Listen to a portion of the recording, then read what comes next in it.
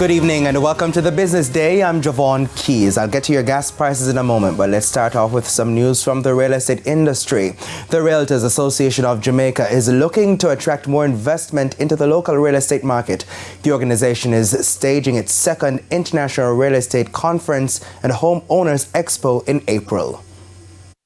The real estate and construction industries have been considered critical areas driving economic expansion in the local economy. This reality is no different around the world.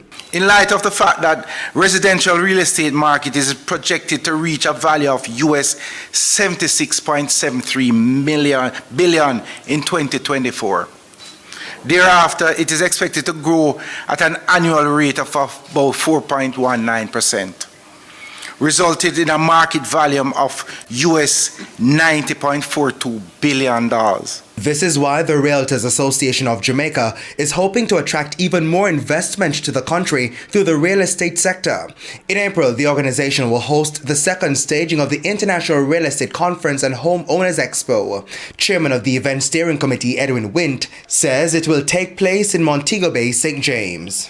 This conference and expo serves as a nexus where ideas flourish, connections are forged, and the latest trends in real estate and home ownership take center stage. Throughout the 3 days, you will have the opportunity to engage with thought leaders, gain valuable insights, and explore the multitude of resources that can assist you with your home ownership. Discussions will be had on green and smart buildings, mortgages in the 21st century, and artificial intelligence in real estate.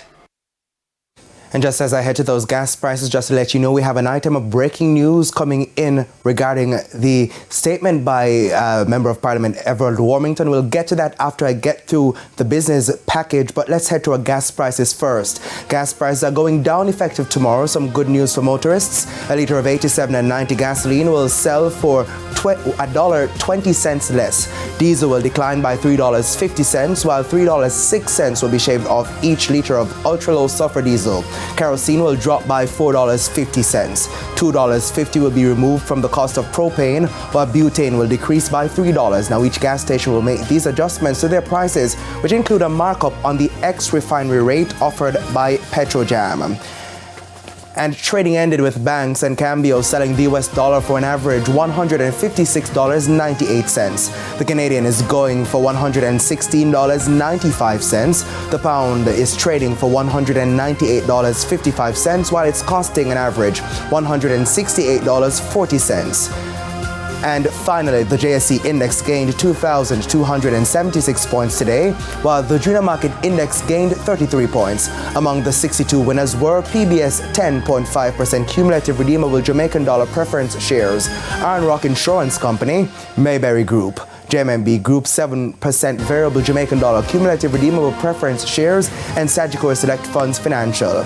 The 31 losers were led by 138 Student Living Jamaica variable preference shares, AMG Packaging and Paper Company, the Jamaica Stock Exchange, Caribbean Cream, and Access Financial Services. Now 16 stocks closed the session, selling at the same price they opened trading. And as we wrap up the business day, as I promised you, there is an item of breaking news, and General Press News has that item.